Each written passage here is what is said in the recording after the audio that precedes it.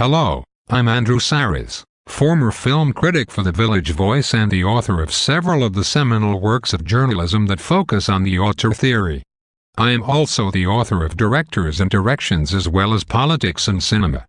I am also an esteemed professor at Columbia. I could go on, of course. Are you also the Grand Poobah of the Water Buffalo Lodge? We don't have all day, Andy.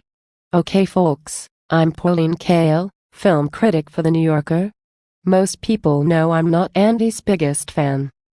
Yes, as my wife, Molly, learned when she invited you to our wedding. What? I RSVP'd. Yes, you certainly did. By saying no thanks, I'll go to Molly's next wedding. Haha, I crack myself up. Yet, truth to tell, we never much liked each other. Paalin, I first read your prose in 1961 in Film Culture, a year before I had any idea what you looked like. You wrote like a Berkeley babe who was bringing personalized and impressionistic sex to film criticism. Was that the same period when masculinity looked so great and important, but art was something talked about by posers and phonies and sensitive feminine types? No, that was the period when you were having babies while I was studying Godard, Hitchcock, and Rossellini. Paalin. You know, when we met for the first time in New York, I was surprised that you looked and were older and completely unlike the female fantasy I had constructed from your writings. And I was surprised your lover let you leave the house to meet me. Oh, nice. A homophobic innuendo thrown in for good measure. As far as I know, there's no definition of the auteur theory in the English language. That is, by any American or British critic. Can we conclude that, in England and in the United States, the auteur theory is an attempt by adult males to justify staying inside the small range of experience of their boyhood and adolescence? Obviously, the auteur theory cannot possibly cover every vagrant charm of the cinema. Whatever. It's perfectly obvious that the director is the key person who has to coordinate the elements of the movie, but it is also true that he needs good collaborators. So, how do you tell the genuine director from the quasi-chimpanzee? You recognize an auteur because after a given number of films a pattern is established. It may be necessary to point out to auteur critics that repetition without development is decline. Catty much? The first premise of the auteur theory is the technical competence of a director as a criterion of value. Sometimes the greatest artists in the medium bypass or violate the simple technical competence that is so necessary for hacks. A great director has to be at least a good director. Really?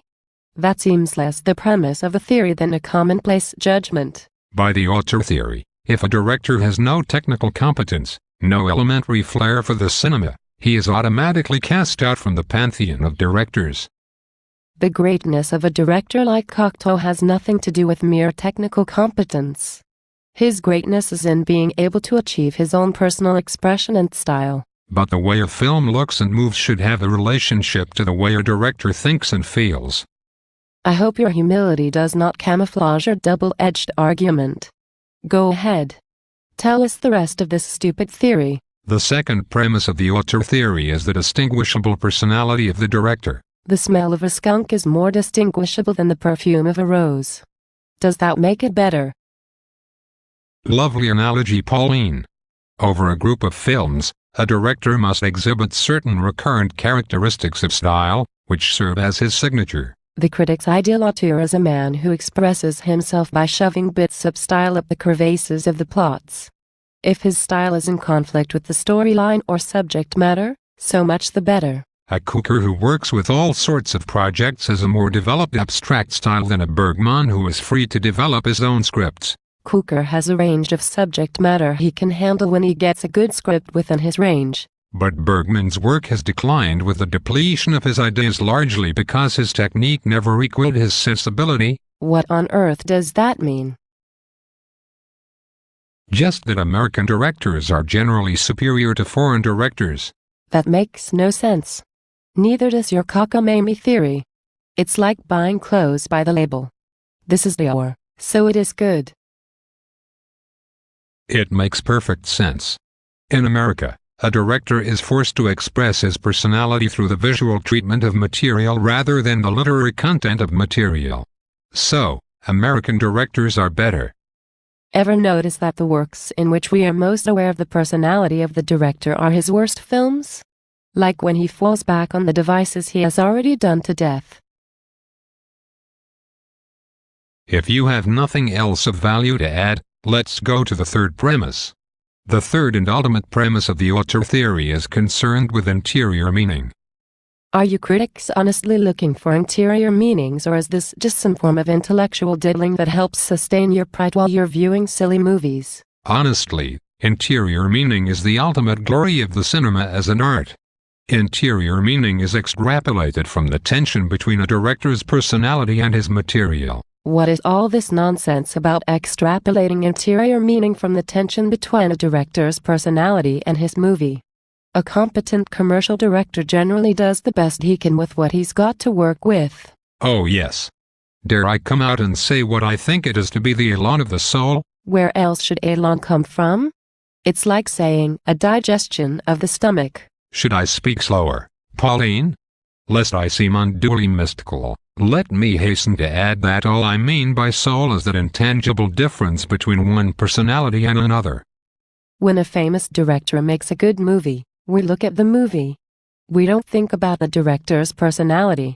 When he makes a stinker, we notice his familiar touches because there's not much else to watch. Sometimes a great deal of corn must be husked to yield a few kernels of internal meaning. Can we husk away the word internal? Is internal meaning any different from meaning? Here is an example, Pauline. Listen closely. I'm sitting right next to you. I don't think I have a choice. So, Pauline, I recently saw Every Night at 8. One of the maddeningly routine films Raoul Walsh has directed. In one scene, George Raft is thrashing about in his sleep, revealing his inner fears and mumbling dream talk. The girl he loves comes into the room in the midst of his unconscious avowals of feeling and listens sympathetically. Where's the tension? If you can locate some, what kind of meaning could you draw out of it except that the director is having a bad time with lousy material or material he doesn't like? Patience, Pauline. I'm getting there. The film keeps moving along in the pleasantly unpretentious manner one would expect of Walsh until one incongruously intense scene.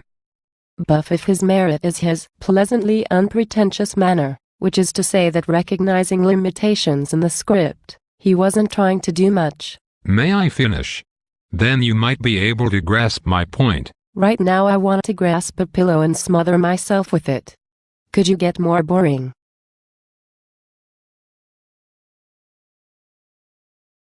As I was saying, George Raft was thrashing about in his sleep, revealing his inner fears and mumbling dream talk. The girl he loves comes into the room and listens sympathetically. Really, Andy? Without some commitment to Walsh as an auteur, you probably wouldn't be spending time looking at those movies. This unusual scene was later amplified in Walsh's High Sierra with Humphrey Bogart and Ida Lupino. You noticed that Raoul Walsh repeated an uninteresting and obvious device that he had earlier used in the worst movie. If I had not been aware of Walsh in Every Night at 8, the crucial link to High Sierra would have passed unnoticed. Would you not have noticed the repetition in the Walsh films without the auteur theory? You could hardly be expected to take off time from your devotional exercises with Raoul Walsh to explain why those films are worthless. The point is that one of the screen's most feared directors employed an essentially feminine narrative device to dramatize the emotional vulnerability of his heroes. Why is this narrative device essentially feminine? Is it more feminine to be asleep? You miss the point. If I had not been aware of Walsh in Every Night at 8, the crucial link to High Sierra would have passed unnoticed. God forbid. Such are the joys of the auteur theory. You experience joy when you recognize a pathetic little link between two Raoul Walsh pictures, but you never explain whether you think the discovery makes the pictures any better. Well, Pauline, maybe the theory is too deep for you to understand. Maybe it is too stupid for me to entertain. Goodbye, folks. I have had enough of this crap. Just say goodbye, Andy, and let the folks go home.